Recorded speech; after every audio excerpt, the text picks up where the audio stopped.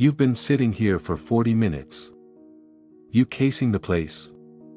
Marcus Thornhill didn't even flinch. He simply looked up from his untouched bourbon. Just drinking, thinking. The bartender snorted. Don't like your kind of thinking in here.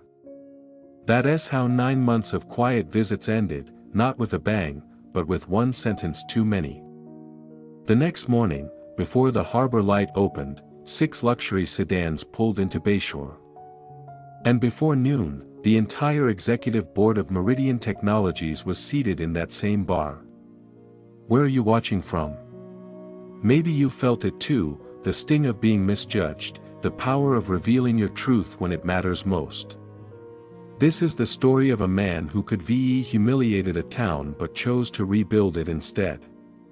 That night would be the last time Marcus Thornhill sat in that corner stool unseen.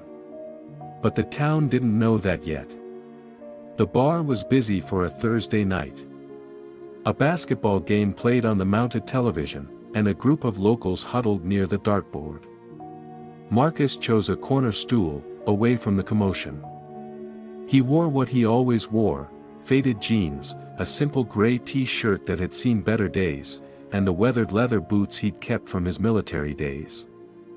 A quiet reminder of who he had been before Meridian Technologies, before the acquisitions and mergers, before the Forbes cover and the speaking tours. 3 men in button-downs entered, their voices carrying the confident volume of those who believed a room should adjust to their presence, not the other way around. The bartender, Owen Daniels, a stocky man with thinning red hair and perpetual stubble, immediately placed 3 craft beers before them without taking their order. "Evening, gentlemen," Owen said, his voice carrying the warmth of recognition. "The usual." "You know it," replied the tallest one, sliding a credit card across the bar. "Start a tab." Marcus waited patiently, tracing a finger through the condensation forming on the bar top. After several minutes, Owen finally made his way over. "What'll it be?" Owen asked, his tone notably cooler, eyes never quite meeting Marcus's. "Bourbon, neat. Makers if you have it." Owen nodded curtly and turned away without acknowledgement. When he returned with the drink, he placed it on the bar with a noticeable distance between himself and Marcus. The bourbon sloshed slightly over the rim. $8, Owen said flatly. Marcus slid a 10 across the bar. "Keep the change." Owen took the money without a word and moved back to the 3 men, engaging them in animated conversation about the game. Marcus sipped his bourbon slowly, savoring the warm caramel notes that cut through the salty air. This wasn't the first time he'd experienced this particular chill at the harbor light. Small towns had long memories and shorter welcomes for outsiders, especially outsiders who looked like him. An hour passed. The 3 men ordered another round while Marcus nursed his single drink. When he finally raised a hand to order a second bourbon, Owen deliberately turned away to wash glasses that didn't need washing. The door swung open, and a woman in her mid-30s entered. She wore a simple sundress and carried herself with the relaxed confidence of someone at home in their skin. She surveyed the room and smiled when she spotted Marcus. "There you are," she said, sliding onto the stool beside him. "Sorry I'm late. Client call ran over." "Sophia," Marcus smiled genuinely. "No worries. I was enjoying the ambience." Sophia Reynolds was one of the few people in Bayshore who knew Marcus's real identity. A local architect with dreams bigger than the town could hold, she'd recognized him immediately when he'd moved in next door. To her credit, she'd kept his secret without question. "I see Owen is providing his special brand of hospitality," she murmured, eyeing the bartender who was still ignoring them. "It's fine," Marcus said. "Just another Thursday." "It's not fine," Sophia replied, her voice low but intense. "It's the same thing every time we come here. I'm getting tired of it, even if you're not." Owen finally approached, smiling at Sophia. "What can I get you, Sophia?" "A Sauvignon Blanc and some service with a little less prejudice would be nice," she replied coolly. Owen's smile faltered. "I don't know what you mean." "I think you do," Sophia said. "My friend here has been trying to get your attention for 20 minutes. Owen's eyes flicked to Marcus, then back to Sophia. "Been busy. Game night. Too busy for paying customers." She raised an eyebrow. The three men at the bar were watching now, sensing the tension. Marcus placed a gentle hand on Sophia's arm. "It's really okay," he said quietly. "Not worth the trouble." Owen set Sophia's wine down with more force than necessary. "On the house," he said tightly. "For the misunderstanding." Sophia opened her mouth to respond, but Marcus shook his head slightly. She sighed and took a sip of her wine instead. "Thanks," Marcus said to Owen, his voice steady and unperturbed. Owen grunted and moved away quickly. The interaction had drawn attention. Several patrons were looking their way, expressions ranging from curiosity to discomfort. "You know, sometimes I wonder why you put up with this," Sophia said quietly. "You could buy this entire town 10 times over." Marcus smiled slightly. "That's not why I came here." "Then why did you?" 9 months in this little town, living in that modest house, driving that old truck. For what? Research?" Marcus looked around the bar, taking in the weathered faces of fishermen, the tired eyes of the local teachers, the calloused hands of contractors. "Perspective," he said finally. "After 3 tours in Afghanistan and 15 years building Meridian from nothing, I needed to remember what it feels like to be unseen." "Well, you've certainly achieved that here," Sophia remarked dryly. "There's power in being underestimated, Sophia. I learned that in the military, and I never forgot it." The door opened again, and this time a tall man with silver temples entered. His presence commanded attention without effort, the unconscious magnetism of natural authority. He spotted Marcus immediately and made his way over. "I thought I might find you here," he said, clapping a hand on Marcus's shoulder. "You're a hard man to track down these days." Marcus stood and embraced the newcomer. "David. What are you doing here? The board meeting isn't until next week." David Mitchell, Meridian's CFO and Marcus's oldest friend from their Army Ranger days, grinned. "Plans changed. We need to move on the Solar Stream acquisition sooner than expected. The team's at the Bayshore Inn. They sent me to find you." Owen, who had been wiping down the bar nearby, paused. His eyes narrowed as he observed the interaction. "The whole team's here?" Marcus asked, genuine surprise in his voice. "All of them. Waiting to brief you. We've got the conference room set up." Marcus nodded, suddenly all business. "Give me 20 minutes to change." "No need," David said. "This is an all-hands emergency session. As you are is fine." Marcus hesitated, then nodded. He turned to Sophia. "Rain check?" "Of course," she said, clearly intrigued by the development. Marcus placed $40 on the bar, far more than their tab required. He caught Owen's eye deliberately for the first time that evening. "For the excellent service," he said, his voice neutral but his gaze direct. As Marcus and David headed for the door, Owen called out, "Hey! Who exactly are you people?"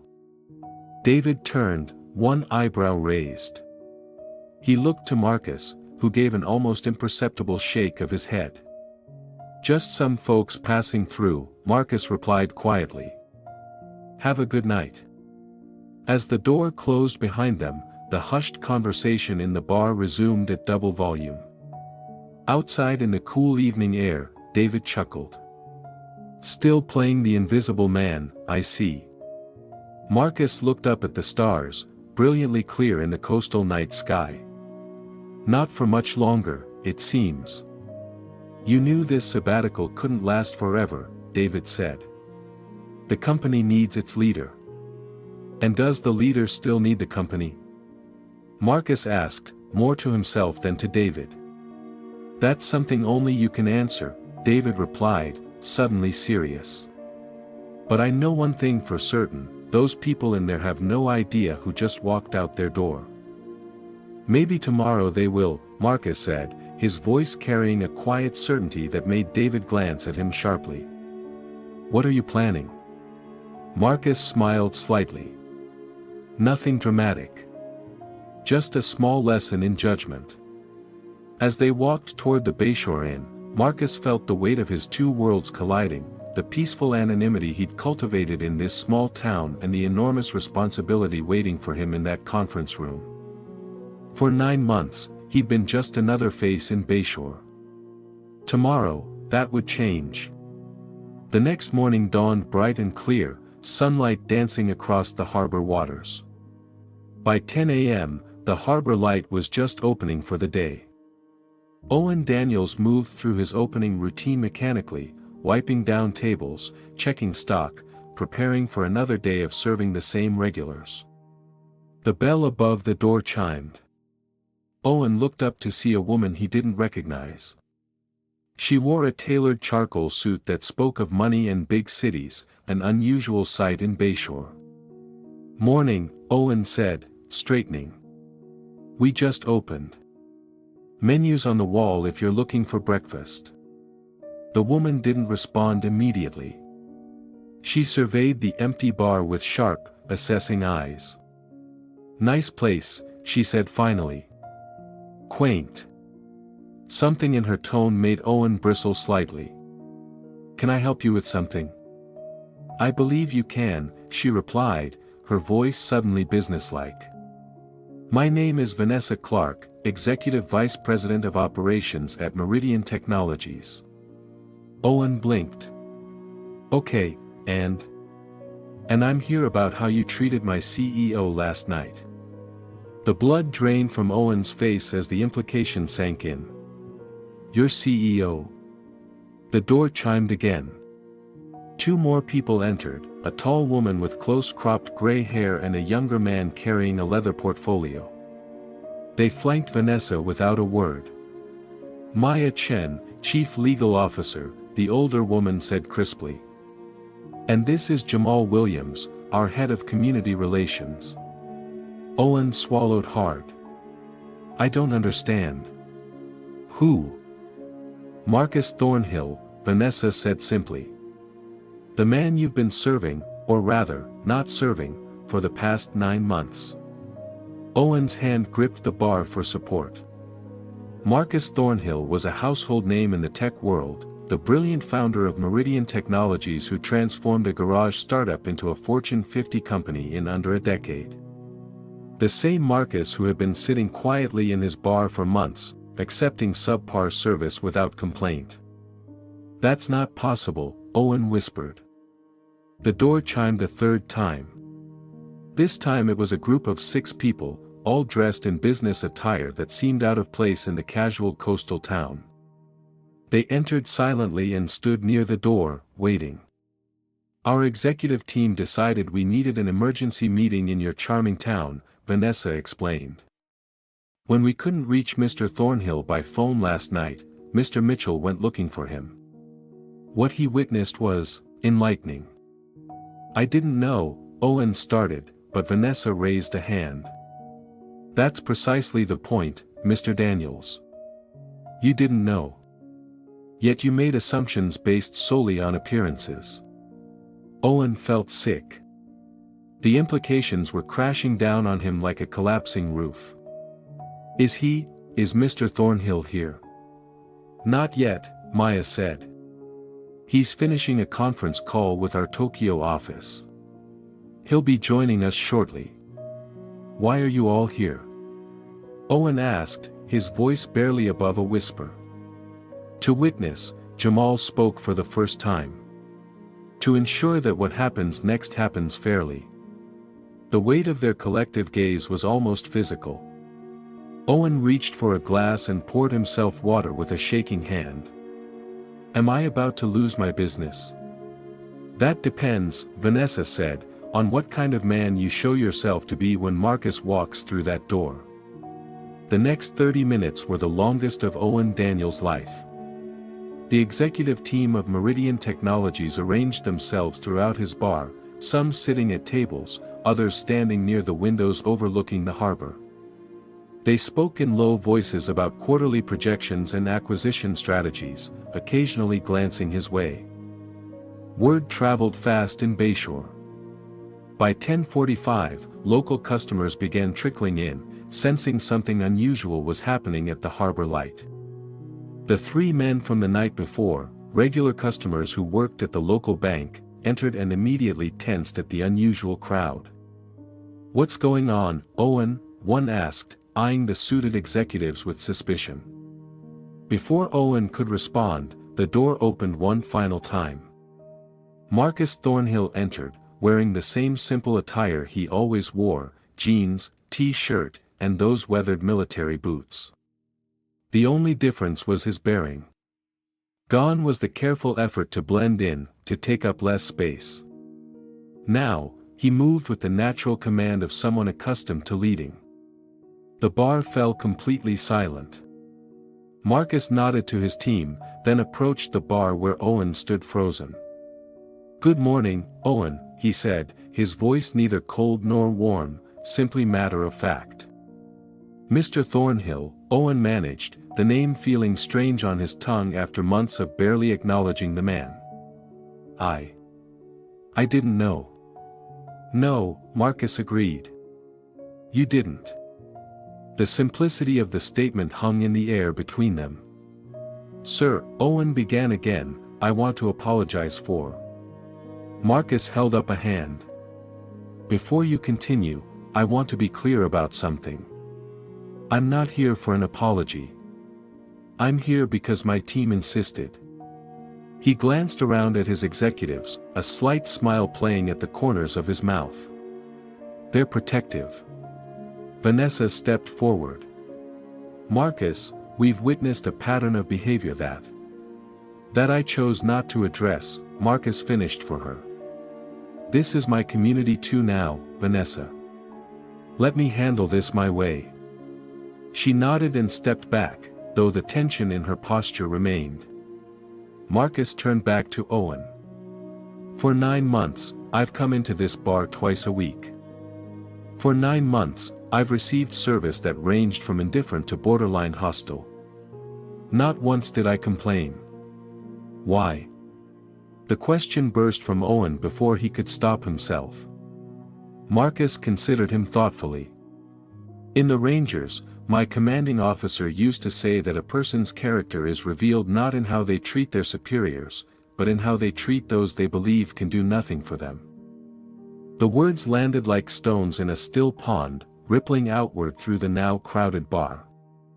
"I didn't come to Bayshore to test anyone or to play games," Marcus continued. "I came here to remember what it feels like to be judged solely on appearance. To reconnect with what matters." He looked around the bar, acknowledging the gathering of locals who were watching with rapt attention.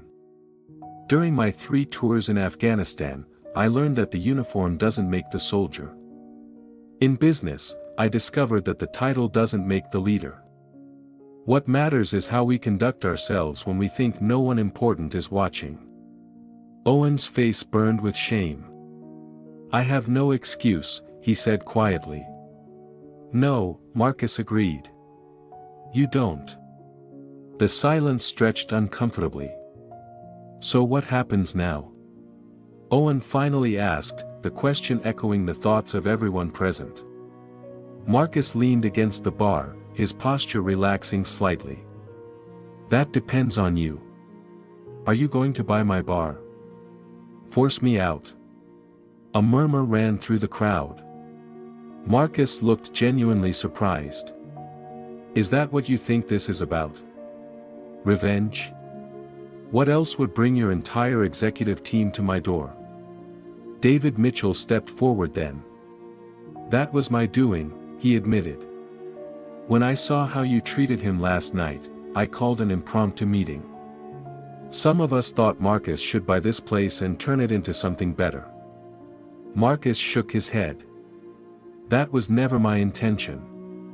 Then what do you want? Owen asked, desperation edging his voice. What I've always wanted when I came here, Marcus replied simply. A drink served with the same respect you'd give anyone else. The stark simplicity of the request hung in the air. Several of the locals looked down, unable to meet Marcus's steady gaze. Owen took a deep breath. Mr. Thornhill, I behaved inexcusably. Not just last night, but for months. I made assumptions based on how you looked. I saw a black man in worn clothes and decided who you were without a second thought.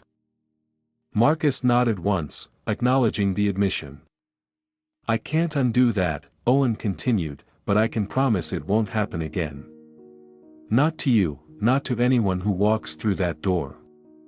Words are easy, Vanessa remarked from where she stood. They are, Marcus agreed. Which is why I'm more interested in actions. He turned to Jamal. What was that veterans program you were telling me about last night? Jamal stepped forward, opening his portfolio. The Coastal Veterans Alliance. They provide job training and placement for returning service members. They're looking to expand their presence in communities like Bayshore. Marcus nodded. And how much was their funding shortfall again? $50,000 for the local chapter, Jamal replied. Marcus turned back to Owen. I believe in second chances, Owen. I believe people can learn and grow. So here's what I propose. The Harbor Light becomes the first business in Bayshore to partner with the Coastal Veterans Alliance. You provide job opportunities, training, and a gathering place. Owen blinked in surprise. Of course. Yes. Meridian will match whatever funds you raise for the Alliance, dollar for dollar, up to $50,000, Marcus continued. Not as a punishment, but as an investment in this community that's been my home. The offer hung in the air. It wasn't a demand or a threat, it was an opportunity for redemption. Why would you do this? Owen asked quietly. After how I treated you. Because holding grudges requires too much energy, Marcus replied. And because I've made my share of mistakes too. He stood straight now, addressing the entire room. We all have blind spots, Owen. What matters is what we do when they're revealed to us. The atmosphere in the bar had transformed. What had begun as a tense confrontation had somehow evolved into something like a town hall meeting. Sophia Reynolds pushed through the crowd then, her face lit with a smile. I told you this would happen eventually, she said to Marcus. You did, he acknowledged with a smile. Wait, Owen said, recognition dawning. You two know each other? Neighbors, Sophia explained. And friends. And occasionally my conscience, Marcus added. Owen shook his head in disbelief. All this time. All this time, Marcus confirmed. Just a person, like anyone else. The bar had grown even more crowded. Word had spread through town about who was at the Harbor Light, and curiosity had drawn a substantial audience. Among them were faces that reflected Bayshore's diversity, faces that rarely ventured into Owen's establishment. Seeing them now, Owen seemed to come to a decision. He squared his shoulders and extended his hand across the bar to Marcus. Mr. Thornhill, I'd like to accept your proposal. And I'd like to start by buying you a proper drink. Marcus hesitated only briefly before taking the offered hand. It's Marcus. And bourbon, neat. Makers, right? Owen asked, a tentative smile forming. You remembered, Marcus replied, returning the smile. As Owen prepared the drink, the tension in the room dissipated. The executives began mingling with the locals, and conversations broke out across the bar. David clapped Marcus on the shoulder. "Not exactly how I expected this to go," he admitted. "No. I thought there'd be more consequences." Marcus accepted his drink from Owen with a nod of thanks. "There will be. Just not the kind you were expecting." As if on cue, Jamal approached with his portfolio open. "I've drafted an initial proposal for the Harbor Lights partnership with the Alliance. Mr. Daniels, when you have a moment." Owen nodded eagerly. "Of course." As they moved away to discuss details, Vanessa sidled up to Marcus. "You're too forgiving," she said quietly. "Am I?" Marcus sipped his bourbon thoughtfully. "Or am I just playing the long game? Meaning that true change doesn't come from humiliation or forced apologies. It comes from giving people the chance to be better than they were yesterday." Vanessa considered this. "And if he doesn't take that chance? Then that's on him," Marcus replied simply. "But I suspect he will." The bar had transformed into an impromptu meeting place, executives in tailored suits chatting with fishermen in worn caps, local teachers engaging with Meridian's marketing team. Through it all, Owen moved with newfound purpose, serving drinks with equal attention to all. Near the windows, Sophia watched the scene with satisfaction. When Marcus joined her, she clinked her glass against his. "Was this your plan all along?" she asked. "To reveal yourself dramatically and transform the town?" Marcus laughed. "Hardly. I came here for solitude. And yet here you are, changing things anyway." "Not me," Marcus corrected her. "This is about giving Owen the chance to change things." "You really believe he will?" Marcus looked over at Owen, who was earnestly discussing something with Jamal and a group of local business owners. "I think when people know better, they often do better. Not always, but often enough to keep me hopeful." 6 months later, the harbor light was barely recognizable. Gone were the dim corners and standoffish atmosphere. In their place was an establishment that hummed with energy and inclusion. Photos of local veterans lined one wall, their service dates and branches proudly displayed. A community board announced job opportunities, training sessions, and upcoming events. Where the old dartboard had hung, there was now a large map marking the hometowns of service members who had visited. Owen moved through the evening crowd with ease, his interaction with customers transformed. He greeted newcomers with the same warmth as regulars, took time to introduce first-timers to others with similar interests, and made a point of acknowledging everyone. At a corner table, Marcus sat with Sophia, observing the Friday night bustle. "I still can't believe the difference," Sophia remarked. 6 months ago, this place was a temple to exclusion. "People can surprise you," Marcus replied. "When given the chance.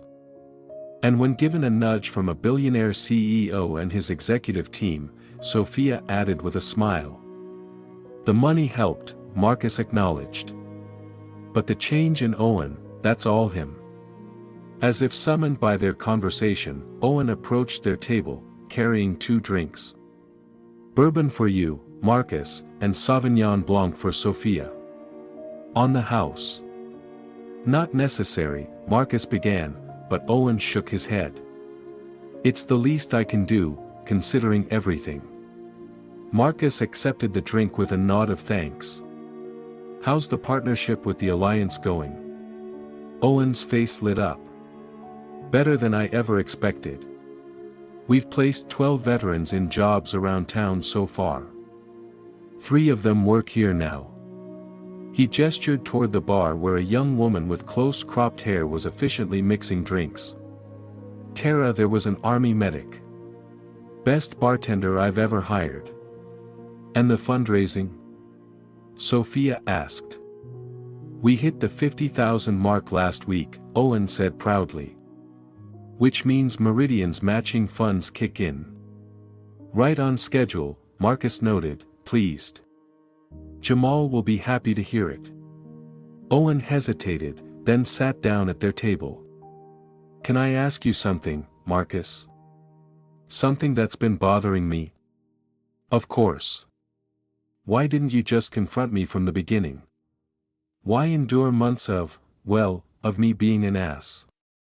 Marcus considered the question carefully. Would it have made a difference if I had told you who I was that first night? Of course it would have. And that's precisely why I didn't, Marcus said gently. I didn't want service based on what I could do for you. I wanted service based on basic human dignity. Owen nodded slowly, absorbing the lesson. I used to think I treated everyone the same, he admitted. That was the biggest lie I told myself. Self-awareness is where change begins, Marcus offered. Well, it began with humiliation for me, Owen said ruefully. But maybe I needed that. The question is, what did you do with it? Sophia pointed out. Owen looked around his transformed establishment with quiet pride. Tried to build something better. A commotion at the door drew their attention. A group of people entered, the executive team from Meridian, led by David and Vanessa. With them was a distinguished-looking older man in a wheelchair, wearing a Marine Corps veteran's cap. Owen stood immediately. Is that General Robert Hayes? Marcus confirmed, rising to greet the newcomers. Former Marine, current chairman of the Coastal Veterans Alliance, and the reason I enlisted after college. The group made their way to Marcus's table. Introductions were made, hands were shaken, and soon the small gathering had expanded to fill several tables pushed together. So this is the famous Harbor Light, General Hayes remarked, looking around approvingly. I've heard good things, Mr. Daniels. From Marcus? Owen asked, surprised. From the veterans you've helped, the general corrected him. Word gets around. Owen flushed with pride. We're just getting started, sir. The general nodded. That's what I wanted to discuss with you and Mr. Thornhill. The Alliance is expanding our job placement program nationally. We need flagship locations to showcase what's possible when communities truly embrace our veterans. And you want the Harbor Light to be one of those flagships, Marcus guessed.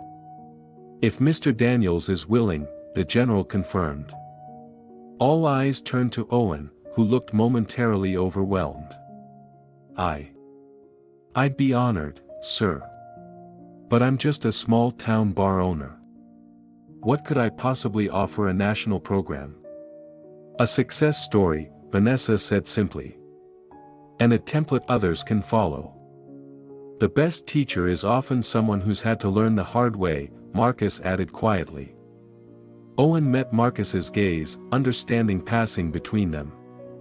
Then I accept, he said firmly. The evening evolved into an impromptu planning session. As other patrons realized what was happening, several local business owners joined in, offering their own establishments as potential partners.